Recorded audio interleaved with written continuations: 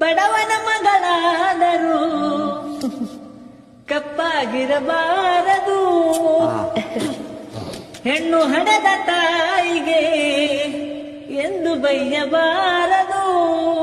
ಹಣದಾಸೆ ಗುಣದವನ ಹೆಂಡತಿಯಾಗಬಾರದು. ಬಡತನದ ಮನಿಯೊಳಗ ಹೆಣ್ಣು ಹುಟ್ಟಬಾರದು.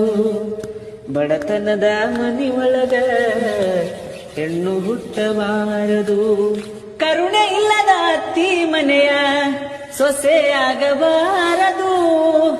ಅಪ್ಪಿಕೊಂಡು ನಡೆಯುವ ಅತ್ತಿಯ ಸೇವೆ ಮರೆಯಬಾರದು.